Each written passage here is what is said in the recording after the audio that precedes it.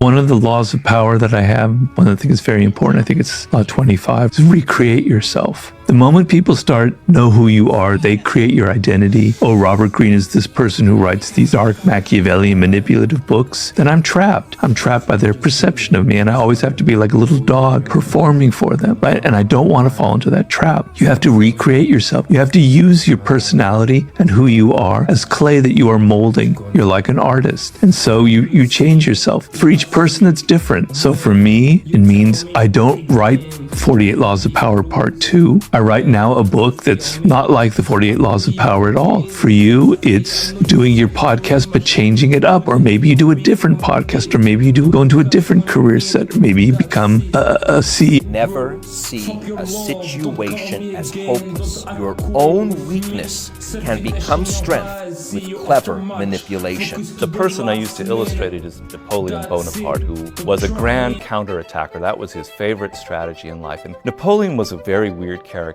He actually loved bad situations. He almost had a way of putting himself deliberately in situations that were very adverse, where everything was against him, because his whole mind would rise to the occasion. And his philosophy was, anything negative, anything bad happening to you contains the seeds of a turnaround. You can turn it around into something positive. This could be the fact that your opponent in the battle is suddenly getting a little bit aggressive and carried away and arrogant. You can use their arrogance to turn it around. I think this is sort of Schopenhauer has this quote that if you're walking down the street and you hit your foot against a rock, you don't go get angry at the rock. Well, Sure. People are rocks in your way sometimes. They are who they are. They have their own nature, and that nature isn't yours, and it's going to clash with you sometimes. And that is just what it means to be a human being, an adult in the world today, in any world. So are you going to be like complaining and blaming the fact that it is a boxing ring? Are you going to complain that people have a nature where they have an ego, where they're full of envy, where they're passive aggressive? And then in the process of complaining, you're putting yourself at a continual disadvantage because you're draining yourself with all these useless emotions, and you're not playing proper defense against them because you're all consumed with kind of personalizing the situation. Or are you going to have some distance and be like a boxer in a ring and be smart and intelligent about it? And I just think it's a brilliant metaphor for life. It's a brilliant metaphor for being in control and for accepting the fact that some people play a little bit dirty. Some people are going to hit. There's a quote that says, you don't reward a fish for swimming in water. They supposed to do that, right? It's like when things go well, things play in your favor, it's not that hard to be happy. When you get what you want, it's not that hard to smile. But you see the true character of a person when things don't go the way they want it to go, when things don't play in their favor, when they don't get what they want. That reveals, as my guy said, the true character of who they are.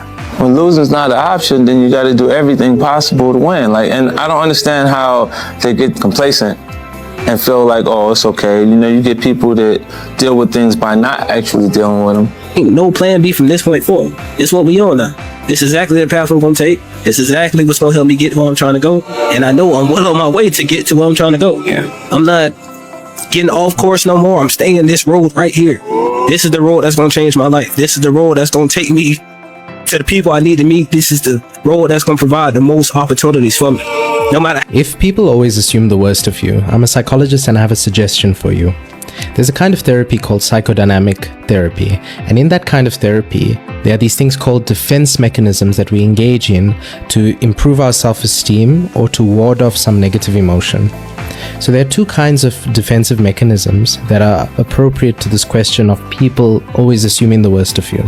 There's something called projections, and there's something called projective identification. So projections is when someone assumes that you are feeling the way they actually feel.